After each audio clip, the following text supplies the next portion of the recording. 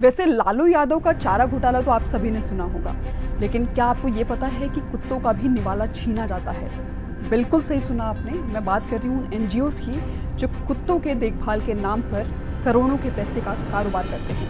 नमस्कार, आप देख रहे हैं यंग भारत न्यूज़ और मैं हूँ आपके साथ दीक्षा पांडे। सुप्रीम कोर्ट ने आज एक बार फिर से अपने 11 अगस्त के फैसले पर सुनवाई की है। दोनों पक्षों की दलीलों को सुना और इसके साथ ही अपने उस फैसले पर अंतरिम रोक लगाने के फैसले को सुरक्षित रख लिया है। अब अंदाज़ा लगाइए कि जो ये अंतरिम फैसले को सुरक्षित रखा गया है, क्या ये कहीं ऐसा नज़र नहीं आता कि सुप्रीम कोर्ट बैकफुट पर है या सुप्रीम कोर्ट किसी ताकत के दबाव में है? अब ज़रा मैं आपको बताती हूँ कि आखिर ये ताकतें हैं कौन, जिनके दबाव में सुप्रीम कोर्ट भी आ रहा है। दरअसल देश भर में तमाम एनजीओज़ हैं, हज़ारों एनजीओज़ हैं जो एनिमल प्रोटेक्शन की बात करते हैं, एनिमल वेलफेयर की बात करती हैं, लेकिन उसमें सभी एनजीओज़ में पारदर्शिता नहीं होती है। ये करोड़ों का कारोबार करते हैं, गोरख धंधा करते हैं। ये कुत्तों की देखभाल के नाम पर लोगों से पैसे ऐंठते हैं। हालांकि ये कहना गलत होगा कि सभी एनजीओज़ ऐसे होते हैं, लेकिन बहुत सारे एनजीओज़ ऐसे हैं जिनमें पारदर्शिता की कमी है। तो चलिए हम जानते हैं कि आखिर वो गोरख धंधा करते कैसे हैं। मैं पॉइंट दर पॉइंट आपको समझाऊंगी।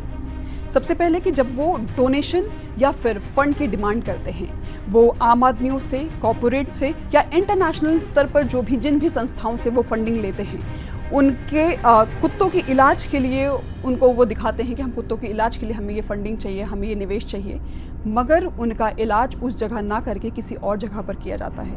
वो अपने लग्जरी लाइफ के लिए करते हैं, अपनी गाड़ियों के लिए करते हैं, अपने कपड़ों के लिए करते हैं, अपने शौक पूरे करने के लिए करते हैं, लेकिन उनका इस्तेमाल उस जगह के लिए नहीं किया जाता जहाँ के लिए उसकी डिमांड की गई है। दूसरी सबसे बड़ी चीज़ कि सरकारी पैसे का दुरुपयोग करते हैं। अक्सर आपने नोटिस किया होगा कि जब भी जो ABC प्रोग्राम्स होते हैं, यानी एनिमल बर्थ कंट्रोल, इनके लिए सरकारें अपना पैसा देती हैं, इन एनजीओज़ को फंड देती हैं, मगर क्या होता है, क्या ये एनजीओज़ उन पैसों का इस्तेमाल सही जगह पर करती हैं? आपको ये चौंकाने वाली बात बता दूं कि नसबंदी के नाम पर जो इस प्रोग्राम के लिए जो पैसे सरकार देती है, वो पैसे उन जगह पर इस्तेमाल नहीं होता है। अपने रिकॉर्ड में ये एनजीओज़ बार बार उन्हीं कुत्तों की नसबंदी दिखाती हैं जिनकी ऑलरेडी वो करा चुकी हैं।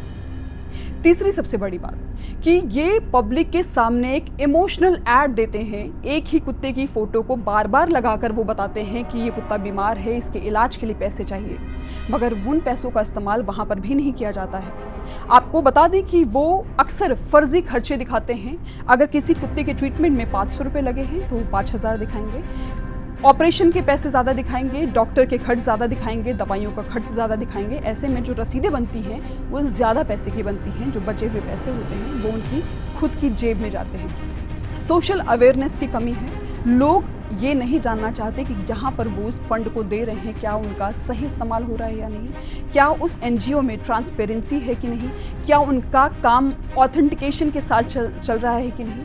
तो जाहिर तौर पर बहुत बड़े बड़े मुद्दे हैं। लेकिन एक और चीज़ है जो हम सभी भूल रहे हैं कि इन एनजीओज़ का भी अपना नेक्सस होता है, अपना एक माफियागिरी इनकी चलती है। माफियागिरी कैसे, मैं आपको बता दूं। कई एनजीओज़ अपना एक संगठन बनाते हैं। कैसे? ये संगठन इसलिए बनाते हैं ताकि जांच से बचा जा सके। पैसों की आपसी लेन देन होती है, पैसे कैसे छुपाए जाएं इसकी तैयारी होती है, जांच से बचने की रणनीति बनाई जाती है। ये एक दूसरे की शिकायत कभी कहीं पर नहीं करते हैं। तो ऐसे में इनका अपना एक नेक्सस होता है, और सिर्फ ये नेशनल नेक्सस नहीं होता है, ये इंटरनेशनल नेक्सस होता है। तो अब समझिए कि पैसों की चोरी की कैसे कोशिश की जाती है एनजीओ के द्वारा, है ना। कुछ ही ऐसे एनजीओज़ हैं जो असल में जिन मकसद से पैसे लेते हैं जनता से या फिर किसी संस्थान से, वो उनका इस्तेमाल वहाँ पर करते हैं। देखिए, ये जो तमाम एनजीओज़ हैं, इनका नियमित ऑडिट होना बहुत ज़रूरी है। जो अमूमन देखा जाता है कि बस करप्शन यहीं पर हो रहा है, पैसे यहीं पर छुपाए जा रहे हैं, ठगी यहीं पर हो रही है। आपके पैसे, जब आप घर से बाहर निकलते हैं तो आपको नज़र आते हैं 2-4 आपको डॉग लवर नज़र आ जाएंगे, उसमें से कुछ होंगे जो एनजीओज़ के लिए काम कर रहे होते हैं। दरअसल वो पैसे उन जगह पर नहीं पहुंच रहे हैं, उस मकसद को पूरा नहीं कर रहे हैं। इसके साथ ही समाज में जब भी अगर आप बैठे हैं, मान लीजिए आप सुबह उठते हैं और अपने फ़ोन पर देखते हैं कि आपको एक फ़ोटो नज़र आई जिसमें एक बहुत ही बीमार सा कुत्ता है और उसके इलाज के लिए, ट्रीटमेंट के लिए पैसे की डिमांड की जा रही है, या फिर आपसे ये अपील की जा रही है, एक भावनात्मक अपील डाली जाती है ताकि आपको इमोशनली आपसे प्ले किया जा सके। वो आपसे कहते हैं कि आप पैसे दीजिए, हम कुत्ते का ट्रीटमेंट कराएंगे। आप इमोशनल होकर अपने पैसे उनके पास भेजते हैं, क्या कभी आप जांचते हैं कि वो पैसे उस सही जगह पर पहुंचे या नहीं? क्या आप उनसे इसकी प्रामाणिकता मांगते हैं? नहीं मांगते हैं। आप जानते हैं कि आप इन एनजीओ से सोशल मीडिया के थ्रू, आरटीआई के थ्रू आप इनसे जवाब भी मांग सकते हैं। इसके साथ ही क्या इनके पास, इन एनजीओ के पास पैसा कितना जा रहा है, इसका ब्यौरा कहीं पर है? वेबसाइट्स पर इनका ब्यौरा होना बहुत ज़रूरी है। जाहिर तौर पर अवेयरनेस की बहुत ज़्यादा ज़रूरत है हम सभी को जो पैसे दे रहे हैं, और इसके साथ ही ताकि उन एनजीओज़ पर नकेल कसी जा सके जो इस नेक काम के लिए जो पैसे दिए जा रहे हैं उनका इस्तेमाल नहीं कर रहे हैं। अब सुप्रीम कोर्ट में जो याचिका डाली गई, आप जानते हैं उसमें ना जाने कितने एनजीओ शामिल हैं, लेकिन उसमें ज़्यादातर एनजीओज़ वो हैं जो चाहते हैं कि उनके धंधे पर ब्रेक नहीं लगना चाहिए, उनके करोड़ों के कारोबार पर रोक नहीं लगनी चाहिए। इसलिए कहीं ना कहीं वो बड़े बड़े वकीलों को अपने सामने लेकर आ रहे हैं जो उनकी दलीलें सुप्रीम कोर्ट में रख रहे हैं। तो आप समझिए कि अगर सुप्रीम कोर्ट आज अपने फैसले पर एक अंतरिम रोक लगाने के फैसले को सुरक्षित रखता है, तो इस दबाव को आप समझने की कोशिश कीजिए।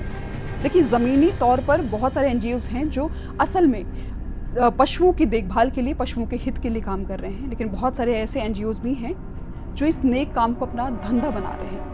तो समझिए, आकलन कीजिए, सोच समझकर ऐसे एनजीओज़ में अपने पैसे डोनेट कीजिए। अगर आपको वीडियो अच्छा लगा हो तो शेयर करें, लाइक करें, साथ ही चैनल को सब्सक्राइब करें।